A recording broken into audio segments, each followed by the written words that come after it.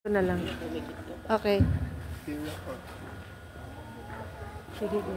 Ayun po, hello po muli, mapagpalang umaga po muli sa bawat isa. Kamusta po ang mga lingkod ng ating Diyos na buhay? Yung Diyos buhay, yung lingkod hindi. Kumusta po ang lingkod ng Diyos na buhay? Ano pong month ngayon? February. Yan. Araw ng mga puso.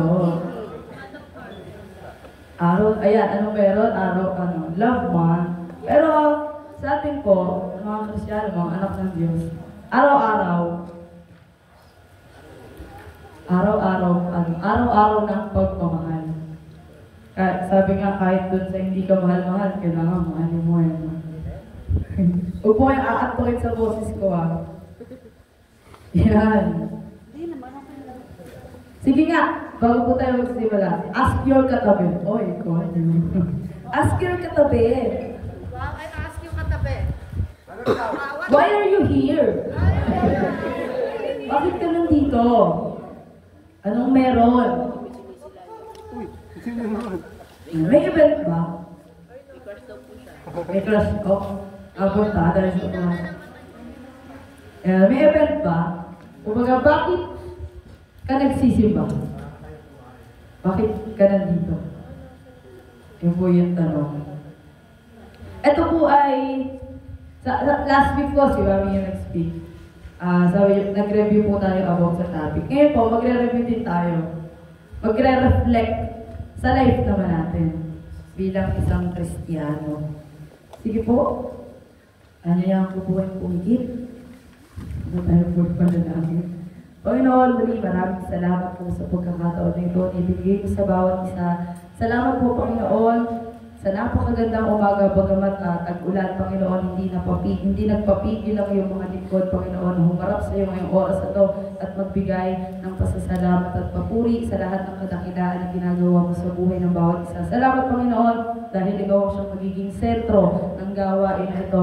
Let your will be done, Panginoon. Buksan mo ang puso't isipan ng bawat isa, Panginoon. Tanggapin namin, Panginoon, angkinin namin yung mensahe ngayong oras na ito. Hindi ito para sa aming mga katabi, kundi para mismo sa aming mga sarili, Panginoon. Gawin mo na katuon ang aming puso't isipan sa iyo, Panginoon, dahil may sasabihin ka, may ipapaliwanag ka, may ipapaalam ka, may ire-remind ka sa buhay ng bawat isa. Kaya ngayong oras na ito, Panginoon, wala kaming ibang pakikinggan, kundi yung salita mo lamang. Itago niyo po ako sa iyong likuran, Panginoon, at ikaw siyang magsalita ngayong oras na ito. Maraming salamat po, in Jesus' name.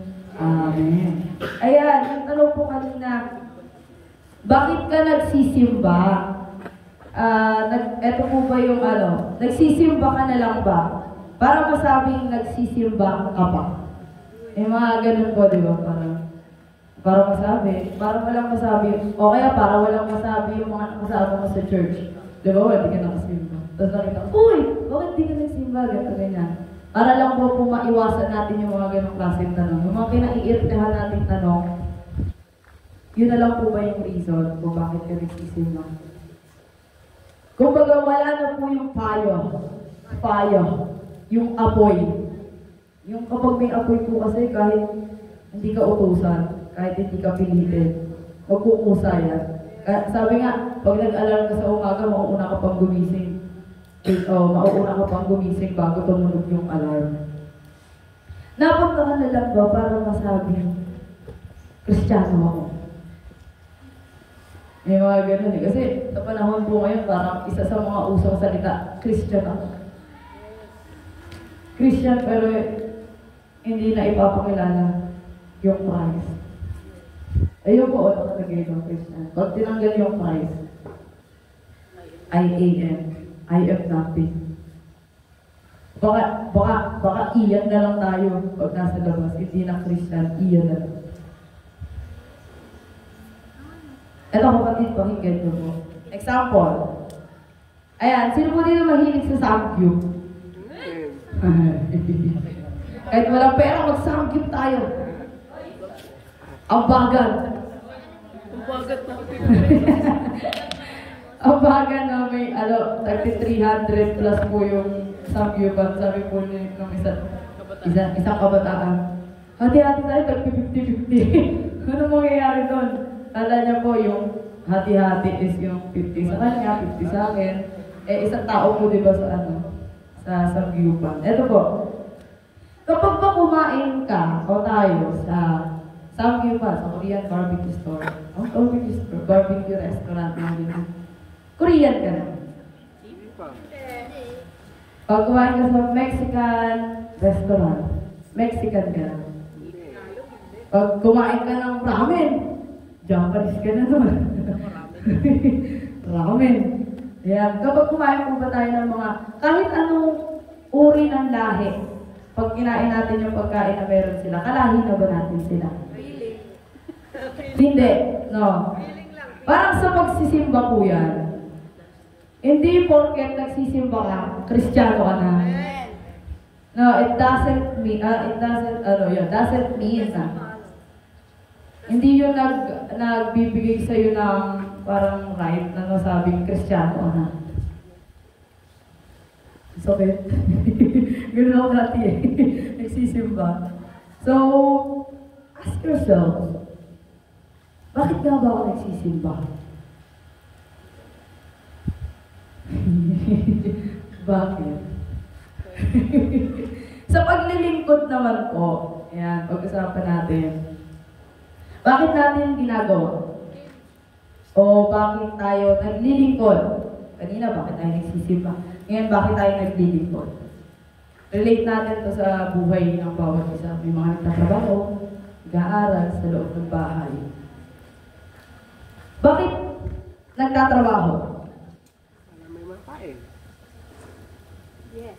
Para may ma-provide sa pamilya. Bakit nag-aaral? Para Makapagtrabaho. Para makapagtrabaho. Di ba? Baligtaran. Ayan. O kaya, siguro, para hindi na lang masabihang tamad. Aray, bato.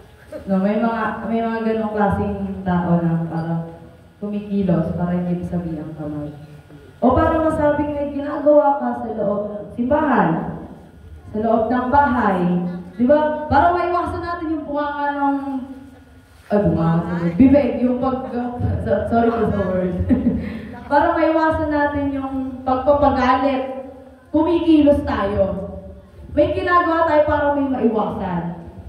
No, sa pag-aaral, bakit tayo nag-aaral na mabuti? Para siyempre, hindi mo pagalitan at para hindi mababa yung grades. may pera. Sa pag-aaral yan, para ba masabi, eto may mga ganito. May pinag-aralan ako. May tinapos ako.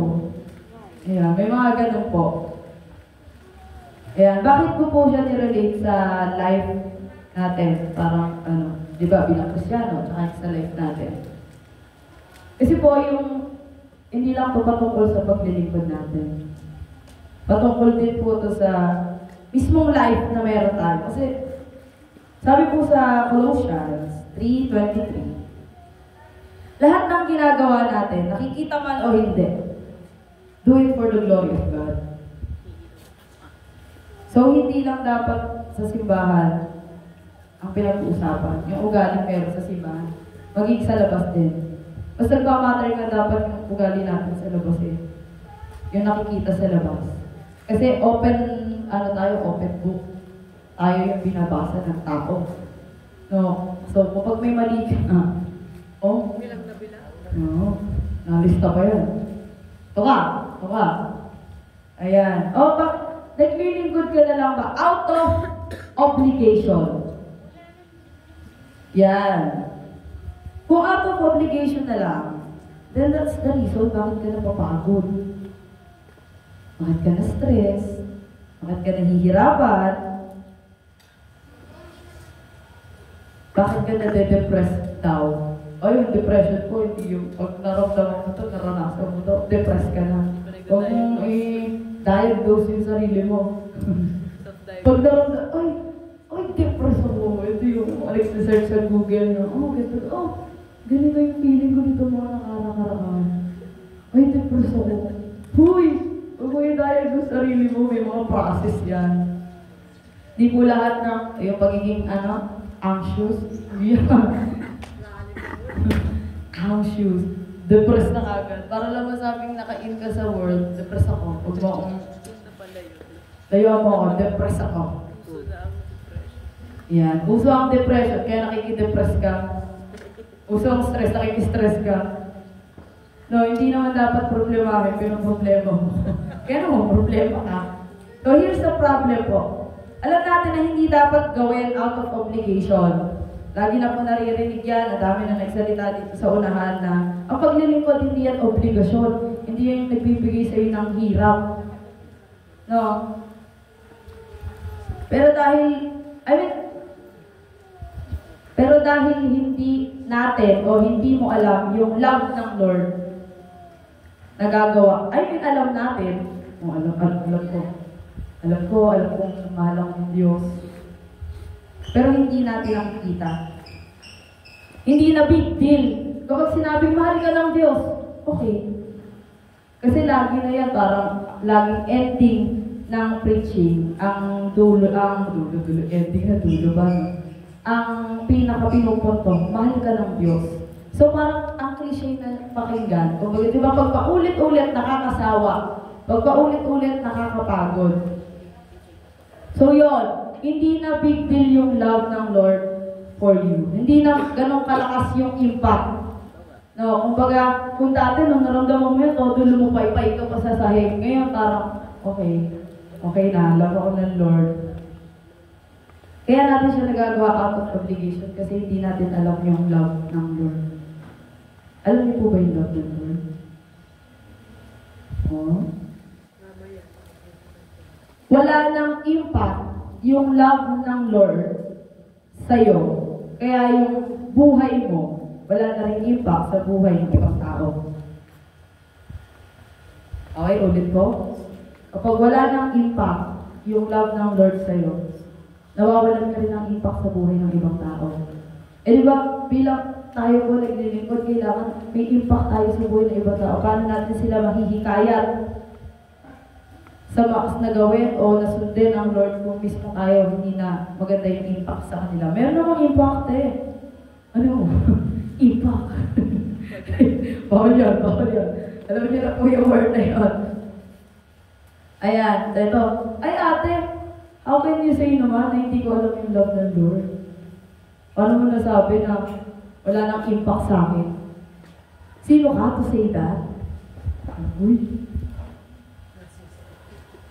Kapatid, yung love ng Lord may bunga. Magagandang bunga.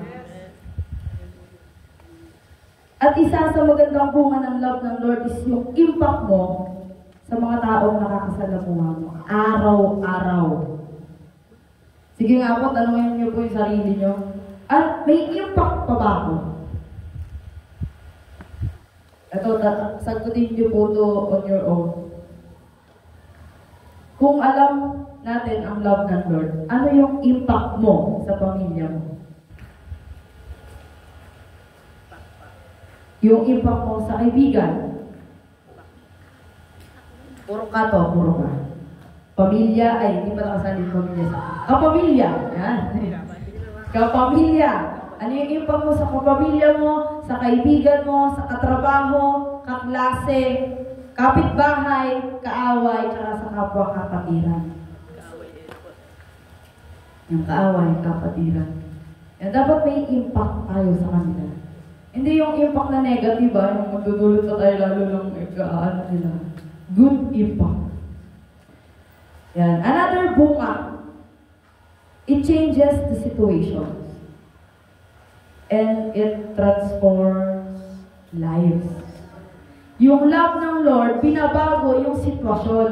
Lahat ng uri ng sitwasyon na meron tayo sa buhay natin, binabago niya. Tapos yung buhay natin, tinatransform niya. Bakit hindi nangyayari?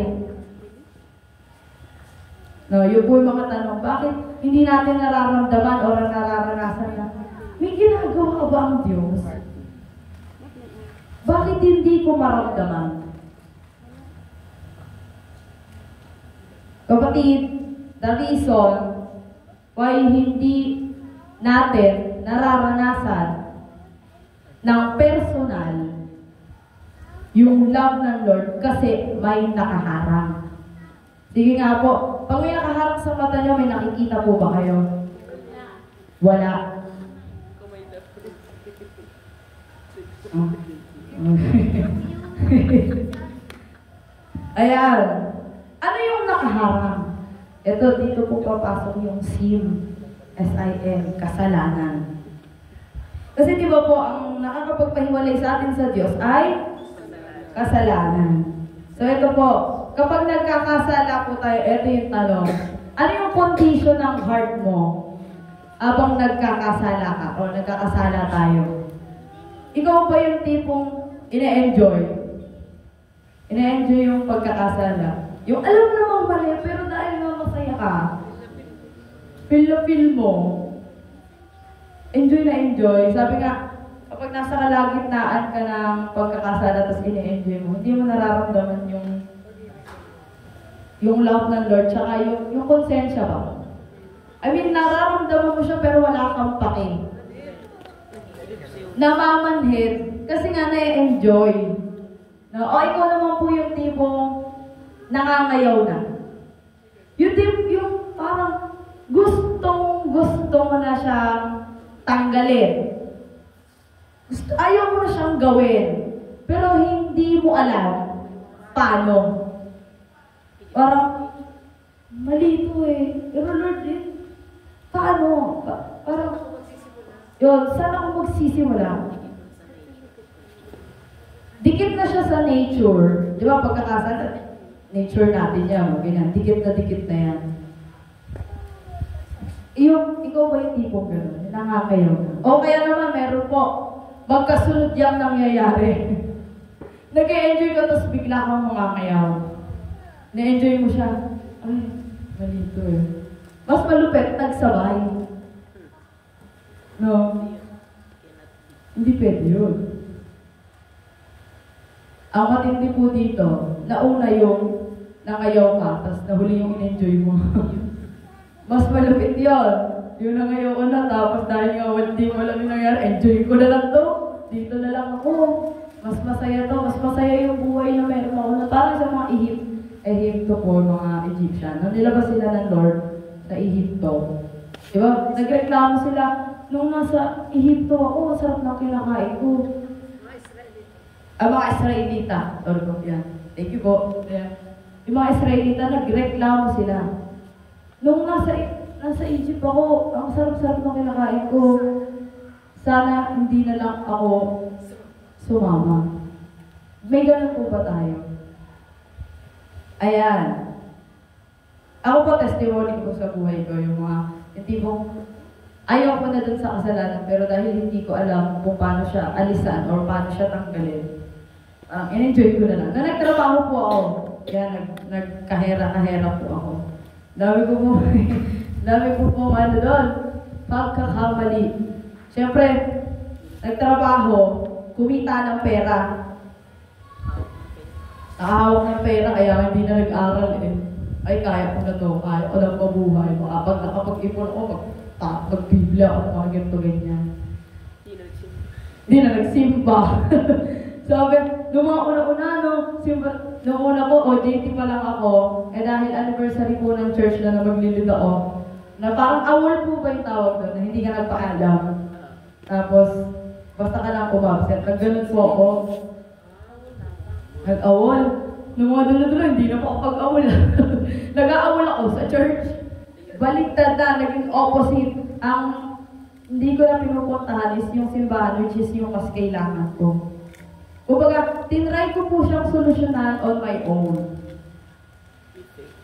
And then I failed. Tapos, nagbalik, nahanap yung solusyon ng Lord. Sa kasalanan, kung ngayon, nagkakasala pa tayo, nasa kalagitnaan pa tayo ng pagkakasala, nasa kalagitnaan pa tayo ng pag-i-enjoy, merong solusyon. Love ng Lord. Kanina po, tinanong, alam mo ba yung love ng Lord? Yan, pag-uusapan po natin. Sabi nga, huwag kang manakan sa sarili mong kakayanan at karunungan. Kasi walang mangyayari pag gano'n. Never nagtagumpay ang isang tao nang wala ang Diyos. May nagtatagumpay pero pansamantala. Eh yung pagtatagumpay na meron sa Lord, panghabang buhay. Yung love ng Lord na nagre-restore ng everything. Pag sinabing everything, lahat ng aspeto ng buhay mo nire-restore niya. Hindi yung bagay na eto lang. Hindi yung bagay na eto lang yung bagay na may mali ka. Halimbawa, yung sa pagkakasala, hindi lang yon. O yung pagkakalimot mo sa Lord, hindi lang yon. As in, everything, every single na meron ka sa buhay mo. Sis po. Nire-restore niya. Yan. Okay, question po ulit. Sino dito yung gustong ma-restore? Ma-reconnect? Ma-reconcile? And ma-rewire? Amen. Yung ayaw! Lubos na. Hindi pa ako sa ito ayaw. Yeah.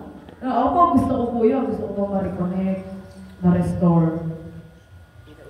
Pero alam niyo po ba? Medyo nakaka-shock po ito. Magulat po kayo. Alam niyo po ba? Na sa Lord, walang second chance. Good po kayo, no? Speechless, no? Sounds hopeless. Wala second chance? Paano yun? Bakit? Okay. Listen to me. Oh, English yun. Listen to me. Eyes on me. Ears on me. Sa akin lang po. No, I mean sa Lord. Listen. Pag-usapan po natin ano yung second chance. Sabi po sa Google, yan. Second chance is an opportunity to try something again after failing. Ito yung gagawin mo ulit kasi nag-fail ka nung una. Example, sa relationship. Ayan, ano yan? The best na example, pinaka-relatable na example yan sa mga ganitong chance, mga ganyan. Sa relationship, pag nagkamali, kung may kapartner po kayo, o kahit hindi lang uri ng relasyon na yung intimate, yung mga mag-asawa, mag-jowa, sa kaibigan, sa ka-churchmate, yung kahit anumang uri ng relasyon meron ka. Pag nagkasala ka o nagkamali ka, may nababalik, may nawawala, may napuputol. Ano po yun? Yung trust. Nababali yan. Diba? Sino po dito yung mga nakapagbigay na ng second chance? Or third chance? Or fourth chance? Ayan. Yung love mismo, nawawala. Parang di ba po, pag may nagkasala sa'yo, kasi mas matindi po pag yung mga pagpapartner na yun, pag nagkasala, mga ganun. May nawawala. And ang hirap niyang ibalik. No, napakahirap mo ibalik ng tiwala ulit. Napakahirap ibalik ng pagmamahal ulit. Kasi sabi nga, once na masira mo yung tiwala ng isang tao, napakahirap niyang ibalik. Na ibabalik niya pero hindi na katulad nung dati.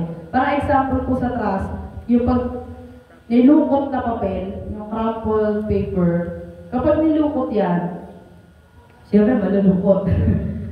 Pag tinuwid mo ulit, may mga lawat na siya. Kahit plansyahin mo, may bakas yung lamat niya. Sa baso, pag nabasag, kinabit mo, may lamat pa rin siya. So, ganun po yung nangyayari kung bakit nagkakaroon ng second chance. Namin to. Here's the thing. Bakit walang second chance sa Lord? Walang second chance sa love ng Lord kasi hindi naman naputol yung love niya for you. Yung love niya for me. Hindi yun naputol. As in, never naputol. Hindi nabalik. Hindi nawala. Ano yung nawala? Sino yung nawala? Tayo. Tayo yung nawala. Tayo yung tumalikod. Tayo yung tumingin sa iba. Tayo yung naghanap pa ng iba. Tayo yung hindi nakontento sa love ng Lord. Yung love ng Lord hindi napuputol, tayo yung pumutol. Tayo yung humiwalay. Kaya ngayon, nararanasan mo kung ano mang nararanasan mo ngayon, paghihirap o kalungkutan. Hindi dahil hindi ka mahal ng Diyos. Ikaw yung wala dun sa pagmamahal ng Diyos. Nabanggit po ito sa word niya, that we are His bride. No, tayo po ang kanyang mga bride. Kakasal tayo sa kanya eh. Sige nga po, kung may partner ka ngayon, may karelasyon ka ngayon, papayag ka ba na yung partner mo pupunta dun sa other half niya? Other kasi apakarami eh. No. Other half niya. Papayag po ba kayo nun? Parang, kahit nga po sa magkaibigan eh, pag nadodoble na yung circle of friends mo, nasasaktan yung isang circle of friends kapag nandun ka sa isa. Eh sa mag-partner, ano yun? As in, nagpangako pa sila sa isa't isa, yung mga ganyan. Low-key daw, sabi niya. Low-key? Sa Lord walang low-key. No. Bawal ang low-key sa Lord. Papayag po ba kayo na gano'n? Di ba hindi? Eh bakit ginagawa natin sa Lord? No. Kung masasaktan ka dun sa gagawin ng taong mahal mo, sa hindi pagpili sa'yo, sa hindi pagpunta sa'yo, ano ba ang Lord? No. Sa tingin po ba natin hindi nasasaktan ng Lord? No, araw-araw siya nasasaktan kasi araw-araw tayo pasaway. Okay, again, yung love ng Lord never naputol. Wagas, araw-araw. Sabi po sa Jeremiah 31:3, napakita ko sa kanila mula sa malayo, sa simula pa'y inibig ko na sila at patuloy akong magiging tapat sa kanila. Basahin po natin yung English version sa MSG version, mababaw na version. Literal na gumanon siya sa heart. God told them, I've never quit loving you and never will. Expect love, and love. Sabi, hindi ako tumigil. Hindi ko pinutol yung pagmamahal na meron ako sa'yo. At hindi ko gagawin yon.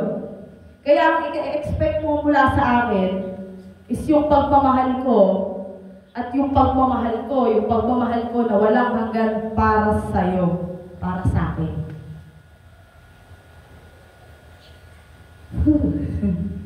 Ayan. Nakakahabol po ba tayo? Yan. Love ng Lord. Meron po siyang 3 points, 3 bagay. Ang love ng Lord, powerful. Naniniwala po ba kayo doon? Ang love ng Lord ay powerful. Bakit? Walang mahirap sa Kanya. Sabi po sa kanta kanina, walang mahirap sa'yo. Walang mahirap sa'yo. Ikaw ang Panginoon na makapangyarihan. Walang mahirap sa'yo. Sabi po sa Jeremiah 32 verse 27, Ako si Yahweh, ang Diyos ng lahat ng tao. Walang bagay na mahirap para sa akin. Kaya powerful, kasi kaya niyang gawin lahat. Walang, ano yung walang imposible? Yung mabilis na kanta. Yan. Basta walang imposible sa kanya, kaya niyang gawin. Kaya ni Jesus na ikaw ay pagpalain. Higit pa sa iyong inaasam, higit pa sa iyong hinihiling. Walang mahirap para sa Kanya. saying this to you, kapatid? Kasi minsan, sa buhay natin, kapag nahihirapan tayo, hindi sa Lord lumalapit.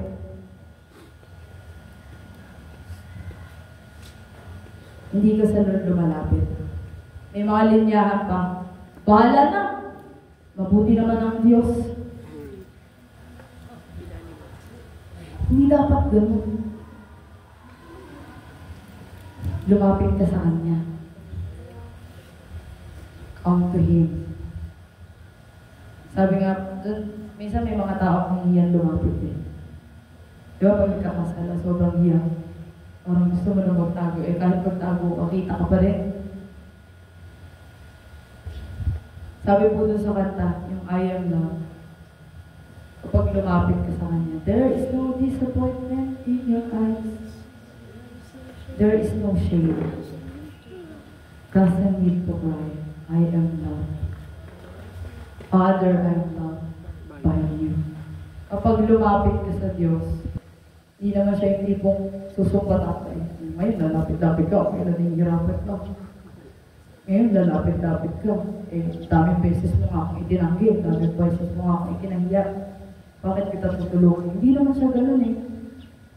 Walang salita, yayakap ka na lang. Open arms ba yun? Sabi nga, mas mabuting piliin natin yung hirap na kasama ang Diyos kaysa yung hirap na wala siya. Mas mahirap yun. Hirap ka na, maghihirap ka pa, lalo ka pa maghihirap. At maghihirap-hirap-hirap ka pa. Pag wala ang Diyos, nandiyan ang kaibat ang hirap. Pangalawa po, ang love ng Lord, perfect. Perfect. Perfecto. Unfailing. Everlasting. Minsan, we're doubting yung calling natin. Ito, may narinig po ako sa kabataan. Bakit ako? Ang dami naman pwedeng iba dyan. Ang dami naman magagaling. Bata, ang dami naman pwedeng. Ang dami naman mas masipag, mga ganun. Ang dami naman may mas kakayanan. Bakit ako? Nagkamali ba ang Diyos? Nagkamali siguro Lord sa pagpili sa akin. Bakit perfect? Kasi never nagkamali ang Diyos. At never siyang nagkamali sa pagpili sa'yo. Never siya nagkamali sa pagpili sa'yo. Kaya huwag mong idadoubt kung bakit ka nandito. Hindi ka nandito dahil mabuti ka. Nandito ka dahil mabuti siya. He is perfect God and has a perfect plan for you. Biruin niyo yun.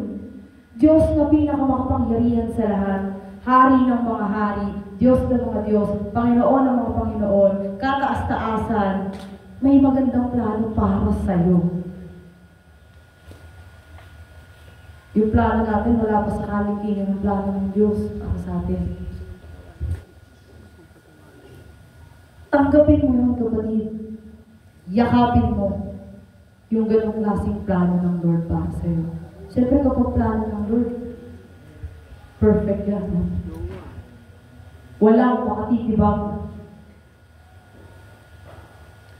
Last po, loving God. This is the love of the Lord. Listen po, ito yung pagmamahal ng Diyos. He wants you now. As in now, hindi bukas, hindi sa isang bukas, as in now. Hindi kapag malinis ka na. Hindi kapag okay ka na. Hindi kapag kumpleto ka na. Kapatid, never na kumpleto ang isang tao na wala ang Diyos. Never naging okay ang buhay ng isang tao nang wala ang Diyos. Never naging malinis ang buhay ng isang tao nang wala ang Diyos. And ano nga ang sitwasyon yung meron ka ngayon? Nasa kalagitnaan ka naman nasa kalagitnaan ka man ng pananakit sa heart ng Lord. He wants you now. He still wants you now. As in now. Lagi na nating naririnig yan, kapatid. Lumapit ka sa Diyos. Kailangan ka niya. Hindi yung kailangan na may kaya kang ibigay sa Kanya, may kaya kang gawin para sa Kanya. No. He wants you now because He wants to help you. No, gusto ka niyang tulungan. Come to Him. Huwag tayong mahiya. Hindi nga tayo nahihiya nung ikinakahiya natin siya eh. Hindi nga tayo nahihiya nung nagkakasala tayo, nasa kalagitnaan ng pagkakasala, hindi tayo nahihiya. Hindi nga tayo nahihiya pag nakikiapit tayo sa napakaraming kahati ng Lord sa buhay natin. Nakikiapit, hindi lang po basta sa relasyon. Lahat ng uri ng kahati ng Lord sa buhay natin, pakikiapit yun. Cellphone, idols, yung oras mismo. Lahat yan, pakikiapit. Gaano kasakit sa buhay ng isang tao na may ganong other half. Huwag kang kahiya. At sabi nga kanina, kakabanggit lang, ang Lord, kapag lumapit ka sa Kanya at humingi ka ng tawad, ito nakasulat po sa word niya, sa salita. Kapag lumapit tayo sa Lord at humingi ng tawad, pinapatawad niya tayo at kinakalimutan niya yung pagkakasala na meron tayo. Sa tao, hindi ganun. Patatawarin kita ngayon pag nagkasala ka ulit, babalik yun. Isang ano yun, apakaraming patong-patong nun. So, akala ko po, nalimutan yun pala. Hindi siya nalimutan, natabunan lang. No, natabunan lang sa pinakailalim. Kaya, nung nabangga, umusbong pa gano'n, bumalik. Sa Lord, hindi. Never nanumbat ang Lord. Amen. Kaya huwag tayong mahiya na lumapit sa Kanya. Sabi nga po, ito yung sa napakaraming kahati ng Lord sa buhay natin. Sabi sa kanta kanina, sa lahat ng panahon, Diyos siya sa atin. Hindi po, sa lahat ng panahon, iba-iba ang Diyos natin. No. Kapag nahihirapan ka, dito na lang ako sa cellphone. Scroll na lang ako. Tapos nakabasa ka ng napaka-comforting, comforting shared. Oy, salamat. Kaya Mia, malakas ka. Proud ako sa'yo. Oh, patay. Mali. Mali. Mamili po tayo. Sa table ng Lord or sa table ng world. Actually, wala nga dapat piliin eh. Wala dapat second choice. Kasi kung tunay na alam natin yung love ng Lord, wala nang magiging kahati. Mag-stick ka na dun sa love na yon. Yung love na nagre-restore ng lahat. Pag sinabing lahat, sa tingin nyo, hindi ba masasama? Lahat. Simula ulo hanggang paa, simula sa kaya, bukura lang yung pagkatao, lahat ng pagkakamaling meron dyan sa loob mo, nire-restore niya yan. Yung love ng Lord, nire-restore niya. Yung relationship mo sa pamilya mo, nire-reconcile niya yan. Yung relasyon mo sa Lord, nire-reconnect niya yan. Nire-reward. Kapag nawawala, naputol yung isa. Kapit niya yan. May paki sa'yo ang Diyos. And may mga tanong nga, paano malalaman ng Diyos yung paghihirap ko? Paano ako mapapansin? Napakarami namin. No. Diyos siya. Kaya niyang pagtuunan yung panalangin ni Mami, kaya niyang pagtuunan yung panalangin ni Ivan, ni Karin lang, sabay-sabay. Bakit? Omnipresent. Huwag nating maliitin yung pagiging Diyos niya. No, huwag nating sukat. Huwag nating bigyan ng sukat kasi hindi siya masusukat. Ayun, yung mamili tayo, table ng Lord o table ng Lord. I mean, nabanggit po sa word niya na ang Lord ay kumain kasama ang makakasalanan. Kahit si Paul, kapag kasama niya yung mga hintil, nagpapakahintil siya. Pag kasama niya yung hudyo, nagpapakahudyo siya. But this is the thing na kailangan natin tandaan. Do not lower the standard of God. Huwag mong ibaba yung standard na meron ng Diyos. Hindi dapat ikaw yung naaapektuhan ng mundo. Ikaw dapat yung nakakaapekto sa mundo. Mas malakas dapat yung virus na meron ka kaysa sa virus na meron ng world. No? Hindi ikaw yung nahahatak, ikaw yung nakakahatak. Be salt and light. Maging asin at ilaw ka. Tayo. Maging ambassador. Let God shine through you. Hindi ikaw yung makikita kapag ginawa mo yung gustuhan ng Lord. Hindi ikaw yung papapurihan, kundi ang Diyos. Sa araw-araw ng ginagawa natin, pag may na-achieve tayo ng magagandang bagay, hindi sa atin yun. Sa Lord yun. Kasi hindi naman natin makukuha yun kung wala ang tulong niya. Now, question ko ulit, frustrated ka na ba? Pagod ka na ba? Sawang-sawa ka na ba? Ayaw ka na ba? O tamad na tamad ka na ba sa nangyayari sa buhay mo? Kasi paulit-ulit na lang. Kasi igising ako ng ganito, sisip ka, pag-uwi, kakain, tutulog, ganyan. Di ba pag paulit-ulit na lang po yung routine, nakakasawa na? Minsan nga, nakakatamad ng bumangon. Bukas, bilis na naman, tapos Tuesday, ganyan. After nito, second shift na. Second shift na. Here's the good news. There is someone who can restore you. Kumakatok siya. As in now, kumakatok siya. At ang kailangan lang natin gawin, papasukin siya in order for Him to help us. Ang Lord, nire-respeto niya lahat ng decision natin. Sa bahay, bago yung pumasok, iniintay niya na papasukin siya. May pinapanood po kami movie about sa gospel, the Chosen. Pinapakita po doon yung gagawin ng Lord bago siya pumasok sa bahay ng mga disipulo niya. Kumakatok siya. Hindi siya pagkabukas pumapasok ng diretsyo. Iniintay niya na papasukin siya. Ganun sa heart natin, sa life natin. Iniintay ng Lord na i-invite mo siya, na papasukin mo siya. May kailangan din tayong gawin. At ito po yun.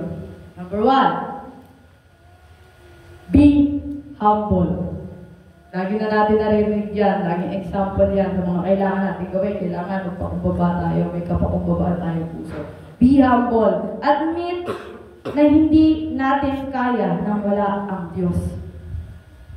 Na wala tayong kayang gawin kapag wala siya. Sabi po yan sa John chapter 5 po tayo. Kapag malayo tayo sa Lord, wala tayong kayang gawin. So, sa buhay natin, be humble. Na hindi porket naranasan mo na to, ay kaya ko na to. Ako na to, Lord. Later ka na. Napagdaanan ko na to nun alam ko na to solusyonan. Hindi. Admit natin na kailangan natin siya sa buhay natin. Sabi nga, I am nothing without Christ. Admit na kailangan natin siya. Araw-araw. Minuto, segundo, oras, minuto, segundo ng buhay natin. Kailangan natin ang Diyos. Sige nga, sabihin mo sa sarili mo, kailangan ko ang Diyos. Kailangan ko ang Diyos. As in, kailangan. Number 2, acknowledge Him as our God. Bakit may kadugsong na as our God, may Him na as our God pa? Kasi sa buhay natin, na-acknowledge naman natin siya as our protector, naggagabay, blesser, healer, Acknowledge siya sa ganyan. Pero yung pagiging Diyos niya sa buhay natin, nalilimutan. Acknowledge Him as our God. Every day ng buhay mo, pagmulat mo pa lang ng umang, pagmulat mo pa lang ng mga mata mo, o bago ka tumayo, acknowledge Him as our God. So, number 1 po, be humble. Number 2, acknowledge Him as our God. Number 3, stay. Manatili ka. Sabi sa Exodus 14:14, the Lord will fight for you. You need only to be still. Kasi minsan pag binasa natin yung Exodus 14:14, yun lang, the Lord will fight for you. Oh, the Lord will fight for me. Nalilimutan natin yung sunod. Ang kailangan natin manatili. May kailangan tayong gawin. No, pag nabasa, pag nahihirap ka na, ang daming umaaway sa'yo, ang daming nagsasabi ng mali sa'yo. Exodus 14:14, the Lord will fight for me. Wala naman tayo ano. Be still.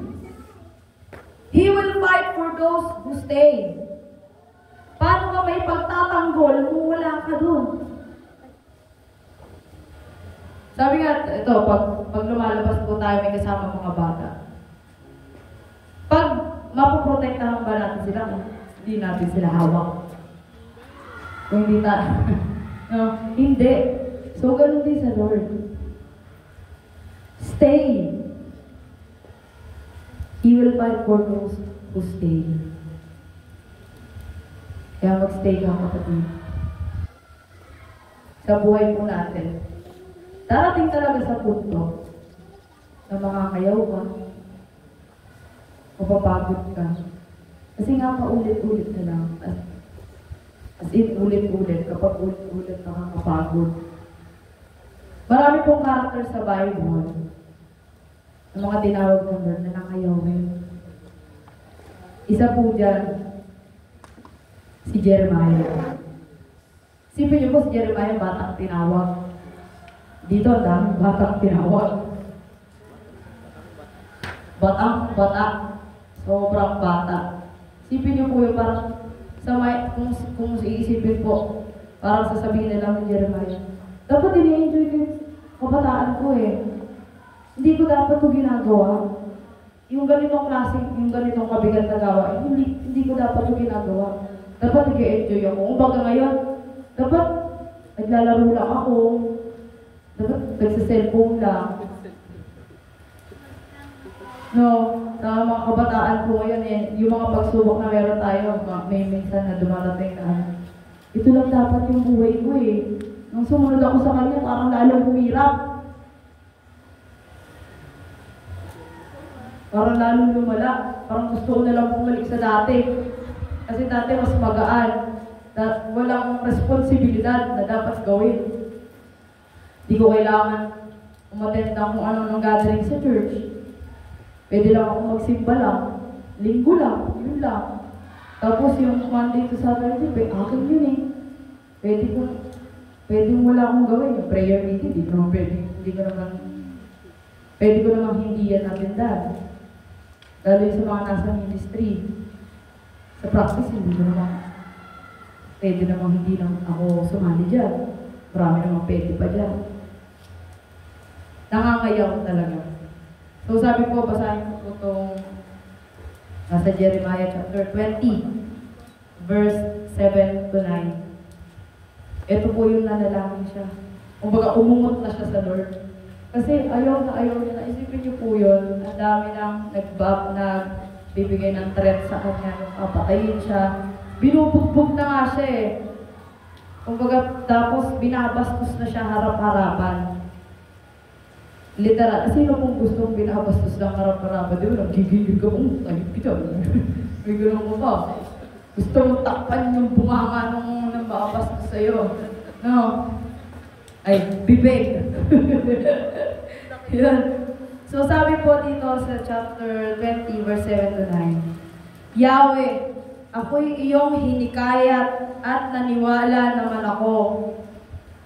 Higit kang malakas kaysa sa akin, kaya ikaw ay nagwagi. Pinagkatuwaan ako ng lahat, at maghapon nila akong pinagtatawanan. Tuwing ako'y magsasalita at sisigaw ng karahasan, pagkawasak, pinagtatawanan nila ako at hinahamak. Sapagkat ipinapahayag ko ang iyong salita. Number 9, verse 9. Ngunit kung sasabihin ko, kalilimutan ko na si Yahweh at hindi na ako magsasalita para sa kanyang pangalan, nangangayaw na. Para namang apoy na naglalagablaw sa aking kalooban ng iyong mga salita. Apoy na nakakulong sa aking mga buto, sinikap kong tiisin ito, ngunit hindi ko na kayang pigilan pa. Alam niyo po yung ganun pakiramdam? Kapag naranasan mo na yung love ng Lord, yung kabutihan ng Lord, tapos nangayaw ka, meron sa heart mo na naglalagablaw, parang, ito yun eh, pero hindi ko siya magawa. Hindi ko siya ma-express. Si Jeremiah, sobrang hirap nung nararanasan niya. At naniniwala po, hindi ko minamaliit yung pinagdadaanan nyo ngayon. Mahirap din naman talaga na naglilingkod sa Lord. Yung ganong pakiramdam na hindi niya kayang tiisin. Yung apoy, agos sa buto.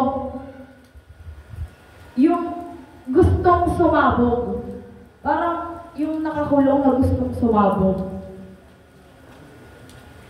Si Jeremiah nangayaw, pero hindi bumitaw.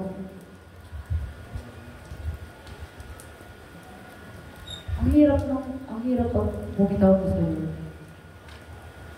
Ang haba ulit ng proseso bago makabalik. Tatagapin ka niya ulit, pero yung proseso, napakahaba. Dahil sa orasan, hindi pwedeng ganun ka lang. Harap ka lang ulit. Nadaanan ko ulit yun.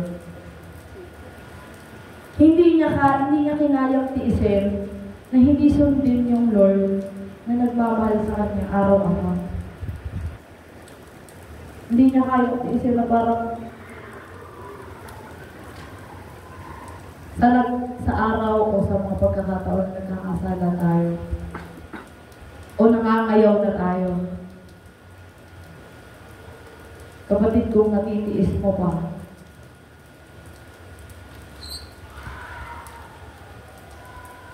kung natitiis mo pa yung apoy sa heart mo, baka nga hindi mo alam yung love ng Lord.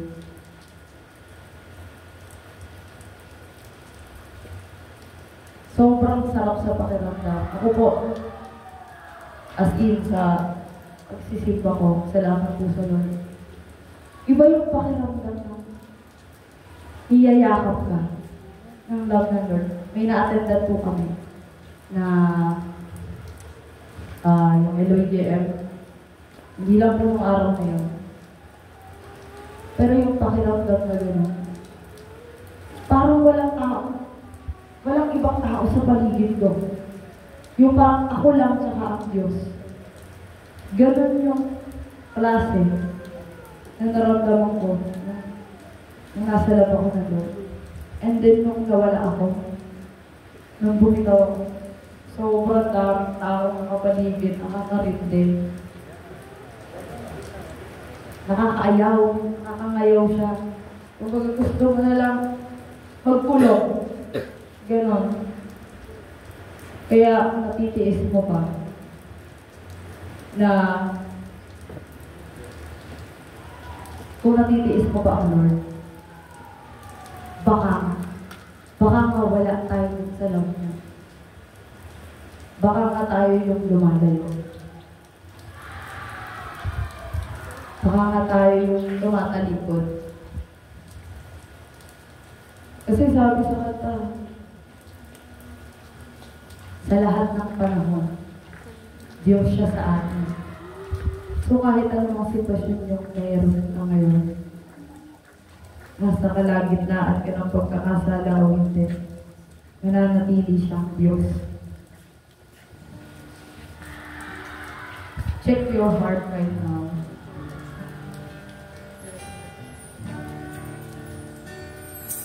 Pakiramdaman niyo yung heart niyo right now. I mean, i-reflect niyo lahat ng nagiging decision. Lahat ng nagagawa pa natin. Out dun sa kalooban ng Lord. Parang, Lord, gusto ko naman. Di ba po? The spirit is willing, but the flesh is weak. Ganun yung nangyayari.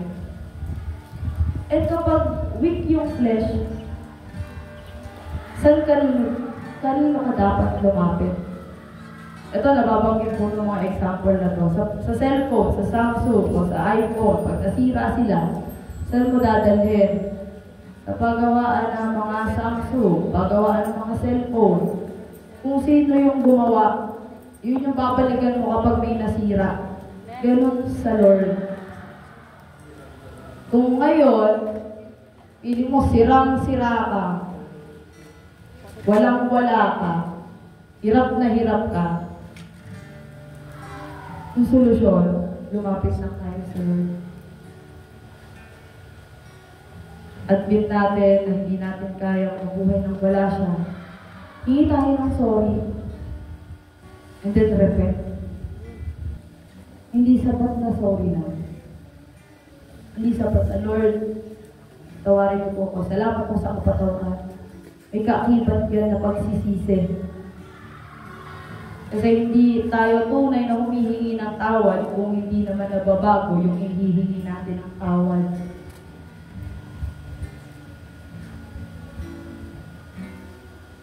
Tanungin natin yung sarili natin. Alam ko ba talaga yung love ng Lord? Nasa love ba talaga ako ng Lord?